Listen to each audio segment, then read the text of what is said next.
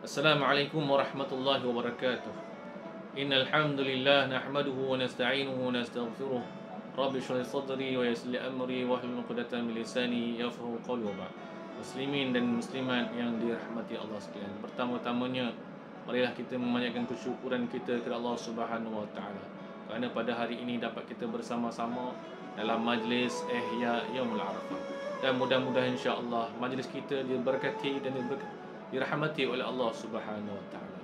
Nabi sallallahu alaihi wasallam telah bersabda di dalam hadisnya yang menyebut khairud du'a du'a yaumul arafah. Sebaik-baik doa doa pada hari Arafah. Dan Nabi sallallahu alaihi wasallam telah menyebut di dalam hadisnya iaitu doa la ilaha illallah wahdahu la syarikalah lahul mulk wa lahul hamd wa huwa ala kulli syai'in qadir. Dan zikir ini, doa ini untuk kita perbanyakkan di hari Arafah, di samping kita melakukan puasa sunat. Dan insya-Allah mudah-mudahan Allah Subhanahu wa taala memperkenankan segala doa kita di hari yang penuh keberkatan dan mustajab doa, iaitu Yaumul Arafah. Nabi sallallahu alaihi wasallam menyebut al-hajju Arafah. Haji itu Arafah.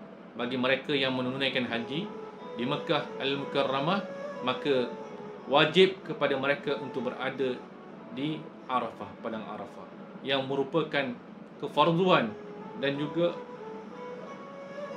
kewajipan untuk jemaah haji berada di Arafah. Dan di sana ada waktu yang sangat mustajab, bermula pada waktu zuhur sehinggalah terbenam matahari. Dan inilah waktu yang sangat mustajab untuk kita memohon kepada Allah Subhanahu wa taala keampunan, dan seterusnya kita memohon kepada Allah untuk kita terselamat daripada azab api neraka Allah Subhanahu wa taala. Justru itu saya menyeru untuk memperingatkan semua muslimin dan muslimat hadirin dan hadirat sekalian, dalam kita berada majlis Ihyaul Yaumul Arafah ini, untuk kita memperbanyakkan berdoa kepada Allah Subhanahu wa taala, memohon keampunan. Mudah-mudahan Allah Subhanahu wa taala mengampunkan segala dosa kita yang terdahulu dan yang akan datang.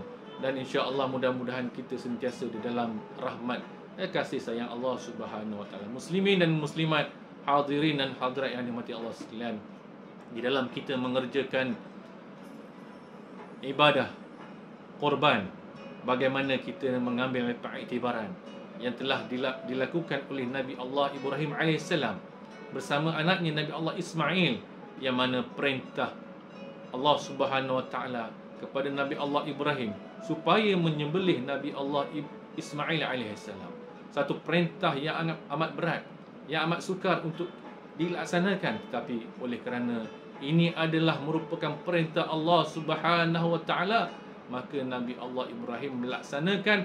Begitu juga Nabi Allah Ismail, anaknya Nabi Allah Ibrahim, menerima arahan dan suruhan daripada Allah Subhanahu wa taala, sebagaimana yang ditegaskan di dalam Al-Quran dalam surat As-Saffat ayat 102, yang menyebut Nabi Allah Ibrahim telah menyebut kepada ayahnya, qala ya abati fa'al ma tu'mar satajiduni insyaallahu minas sabirin. Wahai bapaku, lakukanlah apa yang telah diperintahkan oleh Allah Subhanahu wa taala, moga-moga kita di kalangan orang-orang yang sabar. Jadi dalam peristiwa penyembelihan Nabi Allah Ibrahim kepada anaknya ini merupakan satu bentuk pengorbanan yang sangat besar, iaitu mentaati perintah Allah Subhanahu wa taala. Justru itu kita berada di dalam bulan Zulhijjah ini bagi memperingati pengorbanan Nabi Allah Ibrahim dan juga Nabi Allah Ismail dan juga isterinya Siti Hajar di atas perintah Allah Subhanahu wa taala, maka mereka melaksanakan dengan sebaiknya. Di samping itu, kita ingatkan juga bagaimana dalam tempoh untuk melakukan kebaikan, pengorbanan kepada Allah Subhanahu wa taala, di situ ada cabaran dan juga dugaan, godaan daripada iblis laknatullah yang menggoda kepada Nabi Allah Ibrahim, begitu juga kepada anaknya dan kepada isterinya, supaya tidak melakukan apa yang telah diperintahkan oleh Allah Subhanahu wa taala. Maka dengan kekuatan iman, akhirnya mereka telah melaksanakan perintah ini dengan sebaiknya. Maka kita mengambil pengajaran apabila kita berada dalam bulan Zulhijjah ini, untuk kita menghayati pengorbanan yang begitu besar ditunjukkan oleh Nabi Allah Ibrahim AS kepada kita pada ini, untuk kita berkorban semata-mata untuk mencari keredaan Allah Subhanahu Wa Taala, apa jua lapangan yang kita lakukan. Dan mudah-mudahan insya-Allah majlis kita pada hari ini diberkati dan dirahmati oleh Allah Subhanahu Wa Taala, dan insya-Allah kita mendapat kejayaan dan kemenangan di akhirat kelak. Jadi sekadar itu sedikit perkongsian, peringatan. Mudah-mudahan kita mengambil pengajaran untuk kita memperbanyakkan berdoa kepada Allah Subhanahu Wa Taala di Yaumul Arafah, dan mudah-mudahan Allah perkenankan segala doa kita. Sekian, Assalamualaikum warahmatullahi wabarakatuh.